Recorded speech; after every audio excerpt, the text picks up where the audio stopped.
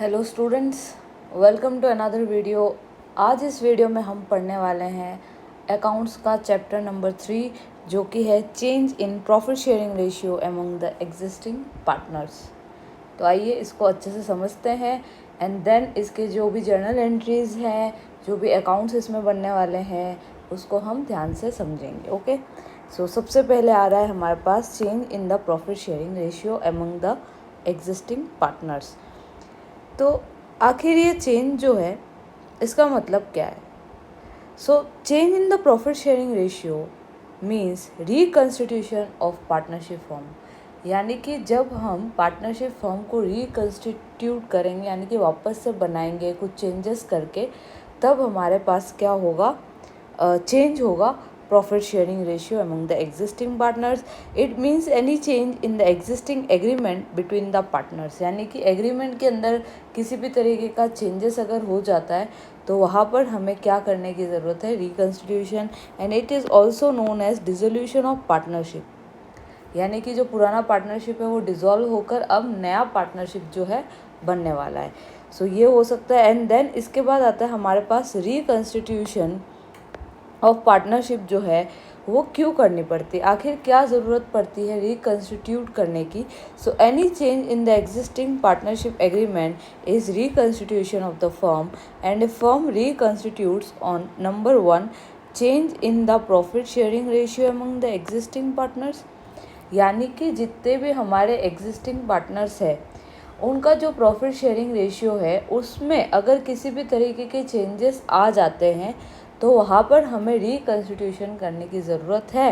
And दूसरा, admission of a new partner, या फिर क्या हो कि हमारे बिजनेस के अंदर जो है कोई नए पार्टनर का एडमिशन हो जाए, कोई नया पार्टनर जो है वो आ जाए, तब हमें रिकन्स्टिट्यूशन करना पड़ेगा।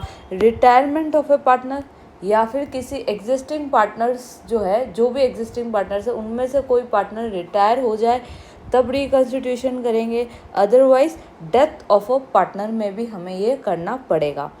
या फिर एमलगमेशन ऑफ 2 और मोर पार्टनरशिप फर्म्स, या फिर कभी 2 या 2 से अधिक फर्म्स जो है वो एमलगमेट कर ले, यानी कि साथ में मिल जाए, तभी हमें रिकन्स्टिट्यूशन करने की ज़रूरत है। रिकन्स्टिट्यूशन का मतलब है कि जिस तरीके से जो पार्टनरशिप का एग्रीमेंट चलता आ रहा था उसे हमें क्या करना है? नए चेंजेस के अकॉर्डिंगली नया बनाना पड़ेगा उनके अकाउंट्स को। तब हमें जो है ये चेक करना है कि उस फर्म के अंदर क्या क्या चीज़ें हुई हैं जिनकी वजह से हमें रिकन्स्टिट्यूशन करना पड़ेगा। सो अगर इनमें से कोई भी चीज़ होती है तो वहाँ पर हमें रिकन्स्टिट्यूशन करना पड़ेगा। फिर आता है adjustments to be done in case of change in PSR। यानी कि प्रॉफिट शेयरिंग रेशियो में एडजस्टमेंट्स जो है वो क्या क्या करने पड़ते हैं। सो सबसे पहले कैलकुलेशन ऑफ सेक्रीफाइसिंग और गेनिंग रेशियो। अब मान लीजिए एडमिशन का एग्जांपल लेते हैं। 2 पार्टनर्स बिजनेस में ऑलरेडी है और तीसरा पार्टनर अगर एडमिट हो रहा है तो उनके प्रॉफिट शेयरिंग रेशियो में अल्टीमेटली चेंजेस आने वाले हैं। सो कोई पार्टनर्स जो है वो सेक्रीफाइस करेंगे, यानी कि जो एग्जिस्टिंग पार्टनर्स है वो सेक्रीफाइस करेंगे क्योंकि नया पार्टनर आ रहा है तो उसे कुछ प्रॉफिट देना पड़ेगा और नए पार्टनर को क्या हो जाएगा? गेन हो जाएगा। ठीक उसका उल्टा होता है रिटायरमेंट में। जब एक पार्टनर जा रहा होता है तो वो क्या करेगा? सेक्रीफाइस करके चला जाएगा और एग्जिस्टिंग पार्टनर्स को क्या हो जाएगा? गेन हो जाएगा। तो सबसे पहले तो हम इस पे कैलकुलेट करेंगे गेनिंग रेशियो और sacrificing ratio. Then treatment of goodwill. अब हमें इसमें ये देखना है कि गुडविल को हमें जो है किस तरीके से एडजस्ट करना है, उसके क्या क्या एंट्रीज जो है होने वाली है। क्योंकि जब कोई नया पार्टनर आता है तो वो अपने हिस्से का जो गुडविल है वो लेकर आएगा, रिटायरमेंट के समय वो लेकर चले जाएगा। और भी बहुत सारे अलग अलग केसेस होते हैं जब हमें गुडविल को जो है उसकी वैल्यूएशन निकालनी पड़ती है ताकि हम उसका ट्रीटमेंट कर सकें। Treatment of reserves, accumulated profits and losses. अगर हमारे बिजनेस में किसी भी तरीके का प्रॉफिट है या कोई रिजर्व है जो हमने बना के रखा है तो उसका क्या ट्रीटमेंट करेंगे जब हमारे पास ये जो पहले मैंने केसेस बताए थे इनमें से कोई भी केस अगर हो जाता है तब हम क्या करेंगे। मान लीजिए admission of a new partner हो रहा है तो हमारे जो पिछले प्रॉफिट जो हमने एक्यूमुलेट करे थे, पिछले जो भी हमने रिजर्व्स बनाए थे, तो नए पार्टनर का तो उसमें कोई योगदान था ही नहीं। तो जो पुराने पार्टनर्स हैं उनमें हमें क्या करना पड़ेगा? इन रिजर्व्स एंड प्रॉफिट्स को बांट देना पड़ेगा, यानी कि उनमें जो है डिस्ट्रीब्यूट कर देंगे हम पुराने पार्टनर्स के पुराने रेशियो में, ठीक है। Then reconstitution of assets and reassessment of liabilities, यानी कि हम चेक करेंगे हमारे एसेट्स जो है वो कितने घटे हैं या बढ़े हैं ओवर द टाइम, लाइबिलिटीज़ में क्या क्या चेंजेस आए हैं, एंड उसमें से जो भी वैल्यूज़ जो हमारी बचने वाली है वो भी हम क्या करेंगे पार्टनर्स के बीच में डिस्ट्रीब्यूट कर देंगे, ठीक है। एडजस्टमेंट ऑफ कैपिटल, कैपिटल में किसी भी तरीके का अगर एडजस्टमेंट्स हमें कहा गया है तो वो हमें करना है। And preparation of reconstituted balance sheet, lastly हमें एक नई बैलेंस शीट बनानी है जो कि इन सारे एडजस्टमेंट्स को करने के बाद हमें प्रिपेयर करना है। सो मैं उम्मीद करती हूँ आपको अच्छे से समझ आ रहा होगा। अब जो है इसमें आता है कि हमें ये जो आखिरकार सेक्रीफाइसिंग रेशियो और गेनिंग रेशियो है उसे कैलकुलेट कैसे करना है। सो अगर आपको सेक्रीफाइसिंग रेशियो कैलकुलेट करना है तो ओल्ड प्रॉफिट शेयर में से न्यू प्रॉफिट शेयर को माइनस कर दीजिए, एंड अगर आपको गेनिंग रेशियो कैलकुलेट करना है तो न्यू प्रॉफिट शेयर में से ओल्ड प्रॉफिट शेयर को माइनस कर दीजिए। ये जो फॉर्मूला है ये आपको याद रखना है, एंड ओवर द टाइम जब हम न्यूमेरिकल्स करेंगे तब आपको धीरे धीरे याद हो जाएगा, ठीक है। अब जो है इसके अलावा बहुत सारी चीज़ें हैं जो आपको इसमें समझनी है, तो स्लाइड्स को अब साइड हटाते हैं एंड मैं जाती हूँ आपको एक नए पेज पे लेकर, जहाँ पर मैं सारी चीज़ें जो है वो आपको हैंड रिटन तरीके से बताने वाली हूँ ताकि आपको अच्छी तरीके से सारी चीज़ें समझ में आया जाए। जर्नल एंट्रीज अपने को किस तरीके से करनी है, कहाँ पर कौन कौन सी एडजस्टमेंट एंट्रीज डालनी है और किस तरीके से एडजस्टमेंट एंट्रीज को पास करना है, गेनिंग सेक्रीफाइसिंग रेशियो जो है वो किस तरीके से कैलकुलेट करना है, क्या क्या टाइप्स के क्वेश्चंस आ सकते हैं। सो उसको हम अच्छे से अब समझ लेते हैं। तो सबसे पहला जो क्वेश्चन है वो है हमारे पास कि Lalit, Mukul and Chetan are partner sharing profits and losses equally and it was decided that in future Chetan will get 1/5 share in the profits, यानी कि तीनों जो पार्टनर्स है वो एग्जिस्टिंग पार्टनर्स है। अब जो नया पार्टनर है वो इसमें नहीं आया है, चेतन जो कि एग्जिस्टिंग ही पार्टनर है, उसने बोला कि अब मुझे शेयर का 1/5 चाहिए। तो अगर मैं चेतन को 1/5 देती हूँ तो बाकी के पार्टनर्स को क्या मिलने वाला है। तो सबसे पहले हम लिख लेते हैं कि चेतन को मिल रहा है 1/5 ऑफ द शेयर, तो हमारे पास रिमेनिंग शेयर कितना होगा। अगर मैं टोटल शेयर मान लेती हूँ 1, तो 1 में से चेतन के पास 1/5 चले गया, तो रिमेनिंग शेयर हुआ 4/5, ठीक है। अब इस शेयर को जो है हमें पुराने पार्टनर्स यानी कि पुराने क्या एग्जिस्टिंग ही पार्टनर्स यानी कि ललित और मुकुल में इक्वली डिस्ट्रीब्यूट करना है। तो 4/5 का हाफ इसको मिलेगा एंड 4/5 का ही हाफ इसको मिलेगा यानी कि मुकुल को। तो जैसे आप इसको कट करेंगे 2/5 आएगा और इसको भी कट करके क्या आ जाएगा 2/5, यानी कि जो हमारा न्यू रेशियो है वो कितना बन जाएगा 2:2:1, ठीक है।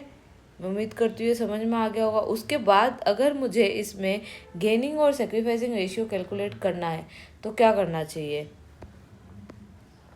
सो sacrificing ratio is equals to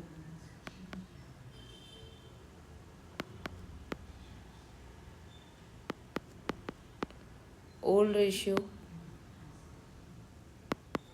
minus new ratio, ठीक है। देखते हैं ओल्ड रेशियो जो है मुकुल का कितना था। सबसे पहले हम ललित का देख लेते हैं। तो आप बोलेंगे ओल्ड जो रेशियो था इक्वली था, यानी कि तीनों को 1/3 1/3 1/3 मिल रहा था, क्योंकि रेशियो क्या हो जाएगा पहले वाला 1:1:1, तो 1/3 माइनस 2/5। तो मैं इसको डिडक्ट करती हूँ तो कितना आ जाएगा, ये नीचे आपके पास आएगा 15, ऊपर आ जाएगा 5 माइनस 6, यानी कि माइनस में आएगा 1/15, ठीक है। दूसरे का निकाल लेते हैं। मुकुल का 1/3 माइनस इसका भी 2/5 होगा, ठीक है। तो ये कितना आ जाएगा, अगेन माइनस का 1/15 आने वाला है। और अगर मैं चेतन का निकालती हूँ तो आप मुझे बताइए कि चेतन का यहाँ पर 1/5 है, तो ओल्ड में 1/3 था, तो ये आ जाएगा 2/5, ठीक है। बहुत सारे बच्चे इसमें कंफ्यूज होते हैं कि एलसीएम कैसे लेना है, क्या करना है, समझ नहीं आ रहा। सो यहाँ पर किस तरीके से एलसीएम लेना है कि 3 और 5 में देखिए एलसीएम क्या बन रहा है 15, तो आप इसको ऐसा कर लीजिए, इसको 5 से ऊपर नीचे मल्टीप्लाई कर लीजिए, इसको 3 से ऊपर नीचे मल्टीप्लाई कर लीजिए, एंड देन नीचे 15 आ जाएगा, तो 15 ऊपर यहाँ पर 5 - 3 यानी कि 2। तो इस तरीके से करना है, ठीक है। यानी कि अब देखिए ये दोनों क्या कर रहे हैं, गेन, और ये क्या कर रहा है, सेक्रीफाइस कर रहा है। मैं उम्मीद कर रही हूँ कि आपको समझ में आ गया होगा। गेन है यानी कि निगेटिव में जो भी आ रहा है यहाँ पर ये वाला फॉर्मूला, यानी कि ओल्ड माइनस न्यू करके जो निगेटिव में आ रहा है वो गेन है, और ये है हमारा सेक्रीफाइस। ठीक है, ये हो गया एक क्वेश्चन। अब देखते हैं अगला क्वेश्चन जो कि थोड़ा सा अलग सा है, देखते हैं उसमें क्या लिखा है। तो ये आ गया हमारा नेक्स्ट क्वेश्चन। क्या लिखा है, अनिल, सुनील, रमेश 3 पार्टनर्स है जो कि अपने प्रॉफिट्स को शेयर कर रहे हैं 5:3:2 में, एंड उनका फिक्स्ड कैपिटल दे रखा है। उन्होंने डिसाइड करा है कि वो अपना जो भी प्रॉफिट्स है उसे अब से यानी कि 1 अप्रैल 2026 से इक्वली डिस्ट्रीब्यूट करेंगे। गुडविल जो है फर्म का 1,08,000 है, एंड गुडविल जो है एग्जिस्ट कर रहा है in the books of account वो 18,000 है। तो इस क्वेश्चन में क्या करना है, अगर कोई पुराना गुडविल है जो कि ऑलरेडी बुक्स ऑफ अकाउंट्स में एग्जिस्ट कर रहा है, उसे हमें जो भी पार्टनर्स है उन्हें ओल्ड रेशियो में क्या करना है, डिस्ट्रीब्यूट कर देना है। तो पहली एंट्री तो हमारी इस 18,000 की आएगी जो कि हमें पार्टनर्स में डिस्ट्रीब्यूट करना है। सो गुडविल अकाउंट डेबिट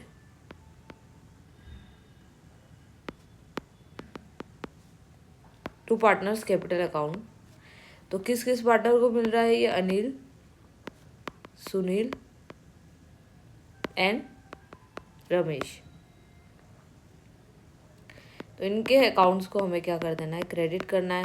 अच्छा, अब 18,000 तो ये हमारी वैल्यू है जो कि हमारे गुडविल एग्जिस्ट कर रही है बुक्स ऑफ अकाउंट में, इसे हमें डिस्ट्रीब्यूट कैसे करेंगे। सो इन द ओल्ड रेशियो जो कि है 5:3:2 में। सो 18 को अगर आप 5:3:2 में डिवाइड करते हैं तो कितना कितना आ जाएगा।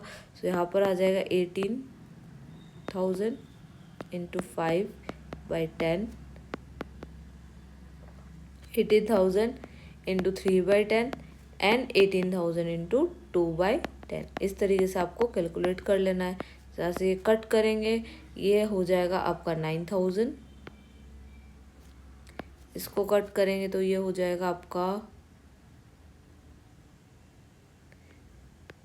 5,400, और ये अगर कट कर देते तो 3,600 आ जाएगा।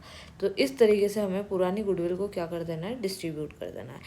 अब आता है हमारे पास कि जो नया गुडविल है उसकी भी क्या हम फुल जो वैल्यू है वो लेंगे, तो फुल वैल्यू नहीं लेना, यहाँ पर हमें सिर्फ एडजस्टिंग एंट्री डालनी है, एडजस्टमेंट करना है।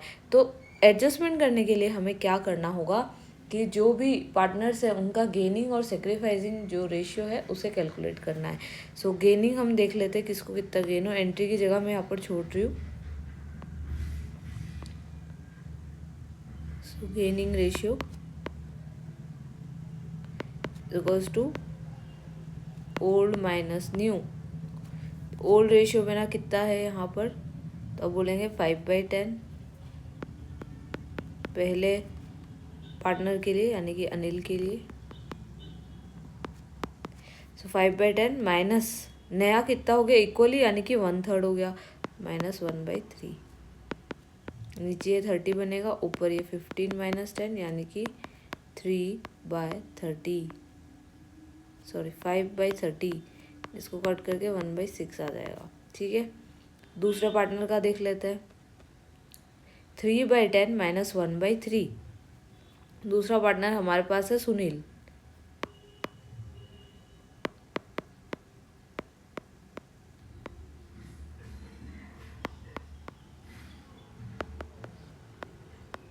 देखिए 9 - 10 ये आ जाएगा आपका माइनस का 1/30।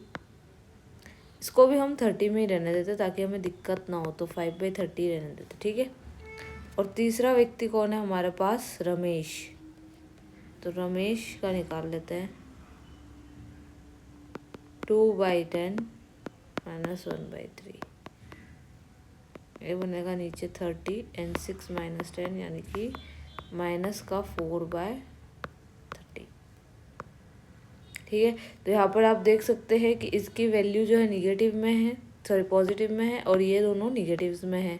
ये दोनों करेंगे गेन और ये कर रहा है सेक्रीफाइस। अब एंट्री क्या होती है इसमें? एंट्री ये बनती है gaining partners capital account debit to sacrificing partners capital account.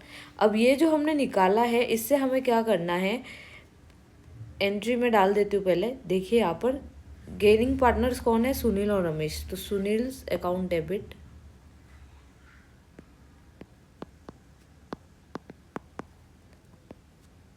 Then Ramesh capital account debit to, यहाँ पर कौन आने वाला है, अनिल आने वाला है, तो टू अनिल अकाउंट। ठीक है, अब वैल्यू कैसे कैलकुलेट करेंगे, यहाँ पर जो 1,08,000 है उसका हमें क्या करना है, सुनील के लिए आप देख रहे हैं सुनील का फ्रैक्शन कितना 1/30, तो इसको 1/30 से मल्टीप्लाई कर दीजिए, कट कर दीजिए, इसकी वैल्यू आ जाएगी आपके पास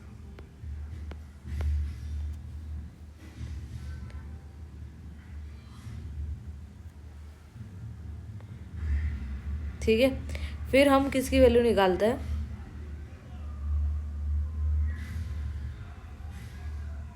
रमेश की, तो रमेश का कितना दे रखा है, तो आप बोलेंगे रमेश का अभी अभी निकाला था 4/30, तो 10800 का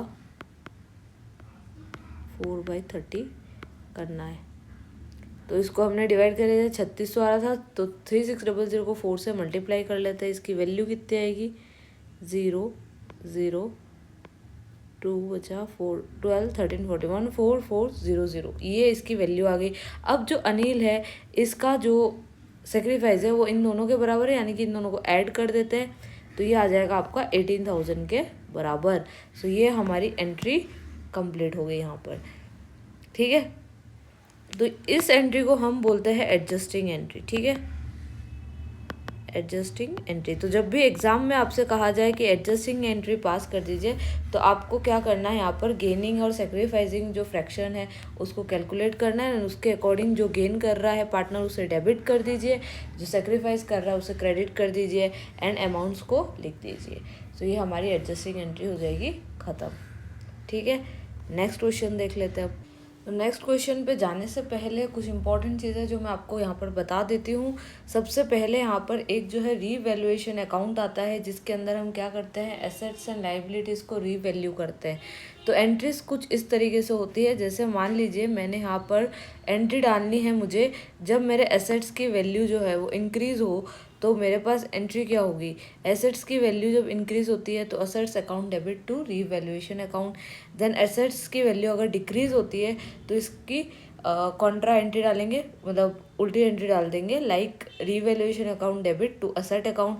then for increase in the amount of liability revaluation to liability, for decrease liability to revaluation.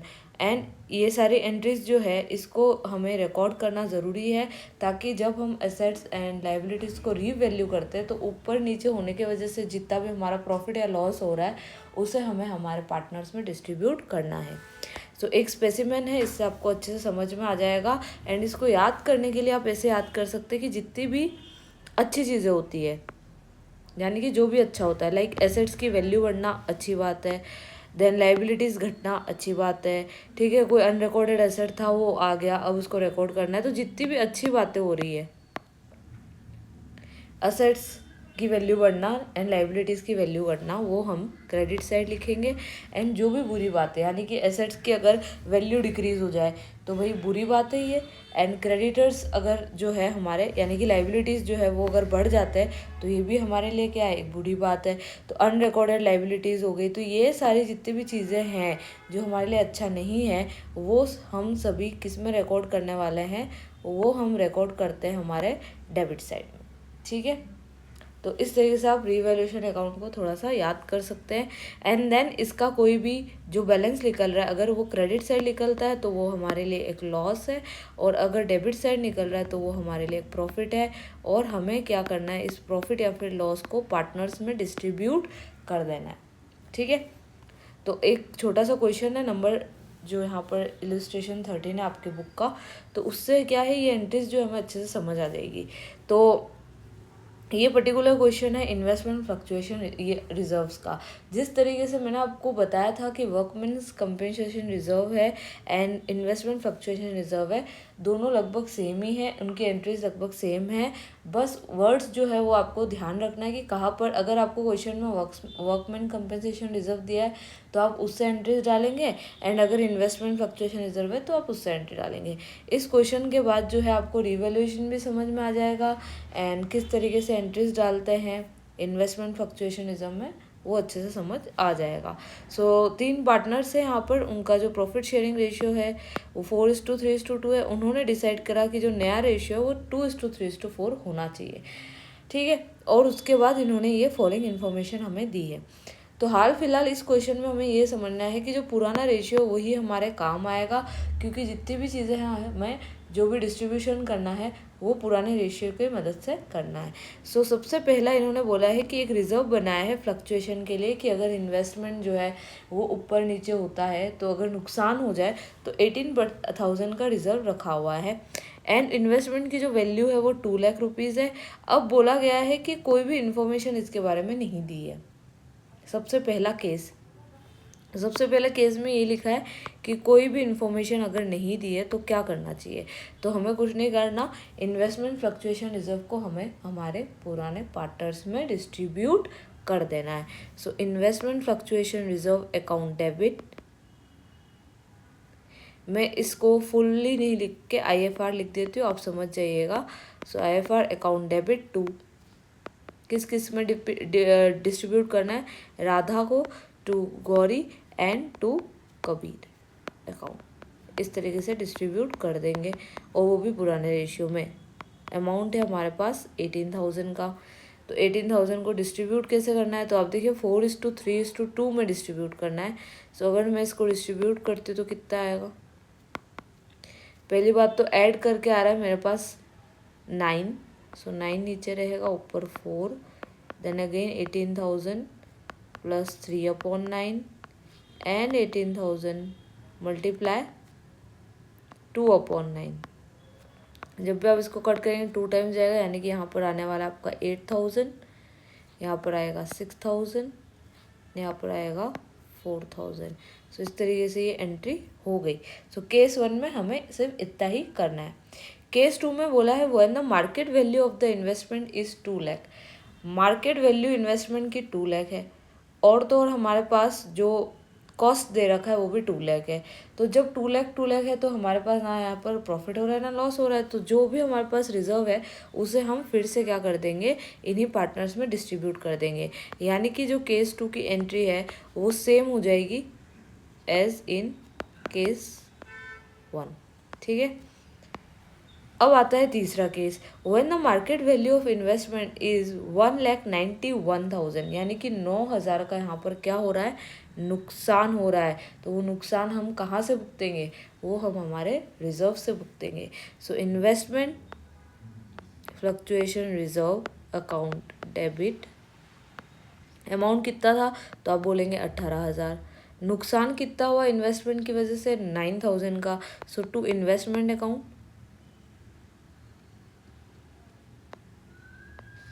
9,000, बचा हुआ 9,000 का क्या करेंगे, अब भाई बचा हुआ 9,000 तो हमारे पार्टनर्स में डिस्ट्रीब्यूट करेंगे 4:3:2 के रेशियो में।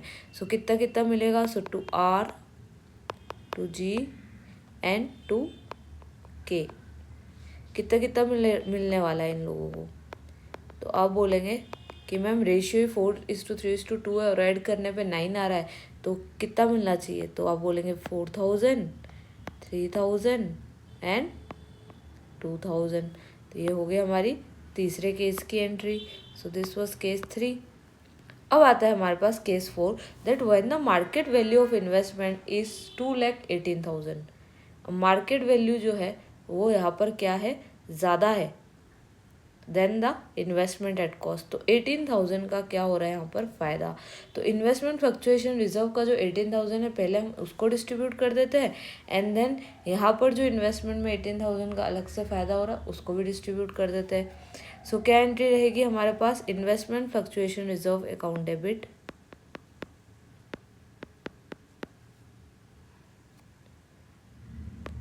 To R to G and to K. तो हमारी जो पहली एंट्री थी वही हमें इसमें पास करनी है, क्योंकि हम जो है हमारा रिजर्व जो था उसे हम डिस्ट्रीब्यूट कर रहे हैं। 8,000, 6,000 एंड 4,000, ये हमारी एंट्री हो गई। अब जो फ़ायदा हुआ उसे हम डायरेक्टली डिस्ट्रीब्यूट नहीं करेंगे, उसे हम पहले भेजेंगे रीवैल्यूएशन अकाउंट में, एंड देन रीवैल्यूएशन से क्या होगा, ये आगे डिस्ट्रीब्यूट होगा। क्योंकि मैंने आपको बताया था कि असेट्स बढ़े घटे या लाइबिलिटीज़ बढ़े या घटे, हमें उसे कहाँ भेजना है, रीवैल्यूएशन अकाउंट में। तो एंट्री क्या होगी यहाँ पर, investment account debit to revaluation account, investment account debit to revaluation account, क्योंकि यहाँ पर हमारा इन्वेस्टमेंट बढ़ रहा है, ठीक है। तो रीवैल्यूएशन को हमें क्रेडिट करना रहेगा, ठीक है। तो अमाउंट कितना है हमारे पास, तो आप बोलेंगे 18,000 से बड़ा है तो उसे उतना ही अमाउंट डालेंगे, एंड देन इस 18,000 को हमें डिस्ट्रीब्यूट करना है। सो पहले हमने डायरेक्टली दिया था तो इन्वेस्टमेंट फ्लक्चुएशन रिजर्व से चले गया, अब ये कहानी आ गई रीवैल्यूएशन पे। तो revaluation account debit to partners capital account, revaluation account debit to partners capital account, यानी कि आर जी एंड के, और हमें इसमें डिस्ट्रीब्यूट करना है। तो अमाउंट तो हमारी वो 18,000 की 18,000 ही रहेगी और उसे हमें डिस्ट्रीब्यूट कर देना है। So it will give us 8,000, 6,000 and 4,000, ठीक है। तो ये हो गया जब हमारे पास यहाँ पर प्रॉफिट हो रहा है। अब लास्टली यहाँ पर केस 5 में क्या बोला है, when the market value of investment is 1,73,000, यानी कि जितना हमारा इन्वेस्टमेंट है उससे कम, और तो और 18,000 भी हम जो है कंपेंसेट करके उसकी वैल्यू को पूरा नहीं कर पाएंगे। क्योंकि नुकसान कितने का हो रहा है यहाँ पर, देखिए 2 लाख में से अगर मैं 1,73,000 को डिडक्ट कर देती हूँ तो कितना आता है मेरे पास, 2 लाख माइनस 1,73,000। तो यहाँ पर देखिए कितनी वैल्यू आ रही है, 27,000 का हमारे पास यहाँ पर लॉस आ रहा है। चलो 18,000 हम तो मीट कर लेंगे, उसको क्या करेंगे, इन्वेस्टमेंट फ्लक्चुएशन रिजर्व से निकाल देंगे, लेकिन 9,000 जो ऊपर का खर्चा है वो कौन करेगा, पे। तो वो करने वाले हैं हमारे पार्टनर्स, यानी कि पार्टनर्स को एक तरीके का रीवैल्यूएशन में लॉस हो जाएगा यहाँ पर। तो सबसे पहली एंट्री जो हमें यहाँ पर डालनी है वो होगी investment fluctuation reserve account debit. यहाँ पर हमें रीवैल्यूएशन को डेबिट करना पड़ेगा क्योंकि नुकसान हो रहा है। सो ये हमारा 18,000 का था एंड रीवैल्यूएशन हमें 9,000 का करना पड़ रहा है, टू इन्वेस्टमेंट अकाउंट 27,000 का ये हमें हुआ है लॉस। तो लॉस को हमने चलो हमारे रिजर्व से 18,000 तो कर दिया, अब 9,000 जो हमारा रीवैल्यूएशन डेबिट हुआ है उसे हमें क्रेडिट करना है। लॉस कौन बियर करने वाले हैं, हमारे पार्टनर्स। तो R account debit, G account debit, K's account debit, efforts एस लिखाना है हमें सब में, ठीक है, टू रीवैल्यूएशन अकाउंट। रीवैल्यूएशन का जो ये 9,000 है ये भी हमारे पार्टनर्स क्या करेंगे, बेयर करेंगे। तो कितना कितना आने वाला है, तो 9,000 में अपना जो रेशियो था उसी रेशियो में डिवाइड करना है, यानी कि वो था हमारे पास 4:3:2। सो 4,000, 3,000 एंड 2,000, ये हमारे 9,000 बन रहे हैं। सो यहाँ पर ये एंट्री जो है ख़त्म होती है। तो इस तरीके से आपको जर्नल एंट्रीज को पास करना है। आपके बुक में और भी बहुत सारे क्वेश्चंस दे रखे हैं, एक्सरसाइज भी दे रखी है, तो आप उसको क्या करिएगा, एक एक क्वेश्चन को सॉल्व करने की कोशिश करिए। एंड जर्नल एंट्रीज जो है उसे पहले पढ़ लीजिए, याद कर लीजिए, ताकि क्वेश्चंस करने में आपको दिक्कत ना हो। एंड आपको किसी भी तरीके की प्रॉब्लम अगर होती है न्यूमेरिकल्स को करने में, यानी कि जर्नल एंट्रीज पास करने में या रिवैल्यूएशन अकाउंट बनाने में, तो आप मुझसे कमेंट सेक्शन में पूछ सकते हैं। I will definitely reply to your questions. So मैं उम्मीद करती हूँ कि आपको ये टॉपिक जो है अच्छे तरीके से समझ आ गया होगा, किस तरीके से जर्नल एंट्रीज करनी है, किस तरीके से गेनिंग सेक्रीफाइसिंग रेशियो कैलकुलेट करना है। और कोई भी डाउट्स हो तो आप पूछ सकते हैं। मिलते हैं आपसे नेक्स्ट वीडियो में। So till then take care and good bye.